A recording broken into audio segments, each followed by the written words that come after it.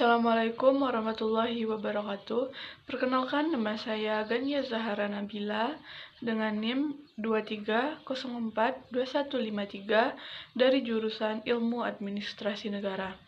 Baiklah, saya ingin membuat video presentasi dengan judul Dampak Globalisasi dan Konsumerisme terhadap Produk Lokal dan Daya Beli Masyarakat, dengan isunya yaitu globalisasi dan konsekuensinya bagi pembangunan Indonesia. Video ini dibuat sebagai tugas akhir semester 1 dengan mata kuliah Teori Sosial yang diampu oleh Ibu Pratiwi Nur Habibi, SOS MSc. Baiklah, saya akan masuk kepada latar belakang tentang pembahasan kita kali ini. Globalisasi mengacu pada interkoneksi ekonomi, sosial, dan budaya di seluruh dunia. Fenomena ini berkembang pesat sejak pertengahan abad ke-20, didorong oleh perkembangan teknologi komunikasi dan transportasi. Globalisasi ekonomi memungkinkan perusahaan beroperasi di berbagai negara, menciptakan pasar global, dan meningkatkan pertukaran barang dan jasa. Sementara itu, konsumerisme merupakan tren kuat yang mendorong masyarakat untuk konsumsi yang lebih besar. Ini tidak hanya mencakup kebutuhan dasar, tetapi juga aspirasi, gaya hidup, dan identitas. Globalisasi berperan dalam meningkatkan konsumerisme dengan membawa merek dan gaya hidup global ke berbagai wilayah. Media sosial dan iklan global juga memainkan peran besar dalam memperluas keinginan konsumen. Secara bersamaan, globalisasi dan konsumerisme telah memberikan dampak besar pada lingkungan, ketidaksetaraan sosial, dan keberlanjutan. Kritik terhadap fenomena ini mencakup isu-isu seperti eksploitasi tenaga kerja, peningkatan limbah, dan perubahan iklim akibat produksi dan distribusi barang yang intensif energi. Baiklah, kita masuk kepada slide selanjutnya, yaitu tentang apa sih pengertian dari globalisasi dan konsumerisme itu. Globalisasi adalah proses integrasi dan interkoneksi yang melibatkan pertukaran informasi, ide, budaya, serta arus barang dan jasa di seluruh dunia. Fenomena ini melibatkan peningkatan ketergantungan ekonomi, politik, sosial, dan budaya negara-negara di berbagai belahan dunia. Globalisasi didorong oleh kemajuan teknologi, terutama di bidang komunikasi dan transportasi, yang memungkinkan manusia untuk terhubung secara lebih cepat dan efisien, mengatasi batasan ruang dan waktu. Sedangkan konsumerisme adalah suatu tatanan ekonomi dan sosial yang mendorong agar orang-orang membeli barang dan jasa dalam jumlah yang semakin besar. Konsumerisme yang saat ini banyak berkembang di seluruh penjuru dunia merupakan dampak dari globalisasi dan sistem kapitalisme modern yang mendasarkan pada tata nilai materialistis, mulai dari tingkah laku, pola pikir, hingga sikap. Budaya konsumerisme dewasa ini sudah menjadi ideologi dan tuntutan hidup manusia, terlebih pada kaum remaja, khususnya mahasiswa. Selanjutnya yaitu Jean Baudrillard mengatakan bahwa konsumerisme merupakan budaya konsumsi modern dapat menciptakan pergeseran dari mode of production menjadi mode of consumption, dari rasio menjadi hasrat konsumsi. Karena halnya semacam ini menjadi mitos yang mengarah pada keborosan yang tidak terhentikan, karena orang tidak memikirkan eksploitasi dan produksi dari manusia atau jasa dan alam atau barang, tetapi mereka diliputi dengan pemikiran untuk mengkonsumsi secara terus-menerus. Pada umumnya, fenomena perilaku konsumtif adalah perilaku yang mencerminkan serba instan atau perilaku yang tidak mengindahkan proses, bahkan tidak peduli dengan prosesnya. Perilaku konsumtif juga sering dilawankan dengan perilaku produktif. Bahkan, konsumtif cenderung mengarah pada gaya hidup glamor, boros, dan hedon. Perilaku konsumtif ini kemudian dianggap lazim dialami pada masa remaja, terutama pada mahasiswa. Dengan demikian, barang yang dikonsumsi oleh masyarakat menunjukkan simbol-simbol masyarakat tertentu. Lebih mendalam, Baudrillard mengemukakan bahwa yang dikonsumsi oleh masyarakat penganut konsumerisme bukanlah kegunaan dari suatu produk, melainkan citra atau pesan yang disampaikan dari suatu produk. Baudrillard juga berpendapat bahwa setiap individu dalam masyarakat penganut konsumerisme memiliki keinginan untuk melakukan pembedaan antara dirinya dengan orang lain. Individu akan terus mengkonsumsi berbagai produk yang dianggap akan memberikan atau menaikkan status sosialnya, tanpa memikirkan produk tersebut dibutuhkan atau tidak. Baiklah, selanjutnya kita akan membahas tentang ciri-ciri konsumerisme. Apa sih ciri-ciri orang yang konsumerisme? Baiklah, saya akan menjelaskan, yaitu pertama, adanya perasaan bangga memiliki barang untuk dipamerkan kepada orang lain. 2. Cenderung ingin tampil menarik di depan umum dan menjadi pusat perhatian. 3. Meniru gaya hidup seseorang seperti selebriti dan influencer yang dianggap sebagai pedoman. 4. Keinginan konsumen untuk memiliki barang yang berbeda. 5. Konsumen menginginkan barang yang tidak ingin disamakan dengan orang lain. 6. Adanya produk terbatas atau limited edition sehingga barang tidak banyak ditemukan dan dijual di pasaran.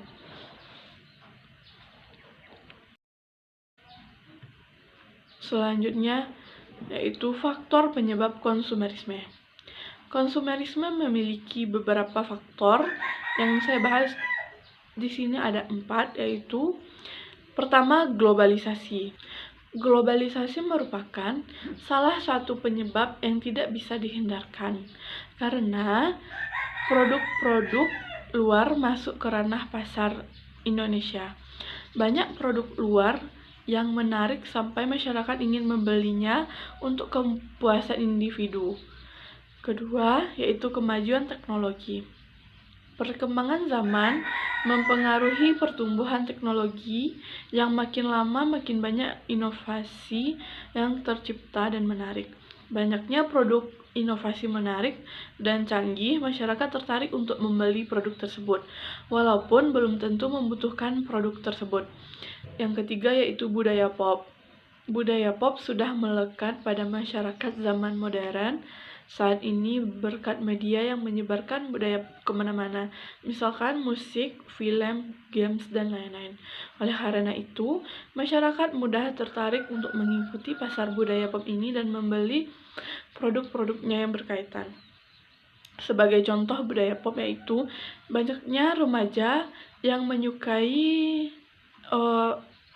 musik K-pop, yaitu musik yang berasal dari Korea Selatan.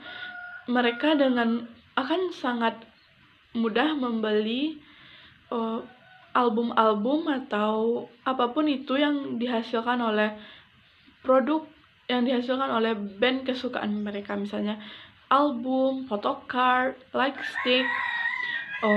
Bahkan mereka menghadiri konser dari band favorit mereka itu, sehingga itu masuk kepada konsumerisme. Yang keempat yaitu tren gaya hidup. Tren menjadi hal yang tidak asing dan tidak bisa dihindari. Tren menyebar luas di setiap kalangan masyarakat melalui media. Tren gaya hidup bisa juga disandingkan dengan fast fashion, di mana apapun itu fashion yang sedang hits akan mereka beli, sehingga mereka tidak sadar mereka telah menjadi konsumerisme. Penyebab masyarakat berperilaku konsumtif karena faktor tuntutan gaya hidup, diantaranya lingkungan sosial. Untuk dapat diterima di lingkungan pergaulannya, seseorang akan berusaha membuat standar hidup yang sama dengan orang-orang di sekelilingnya. Bagi manusia yang terbiasa hidup bersosial, pasti akan ada suatu titik saat kebutuhan dasarnya telah terpenuhi, dia ingin mendapat pengakuan dari orang lain, ingin dihargai, diberikan perhatian atas keberadaannya, dan pengakuan diri ini akan berujung pada sikap konsumtif ketika orang-orang mulai membelanjakan uangnya hanya untuk mendapat pengakuan.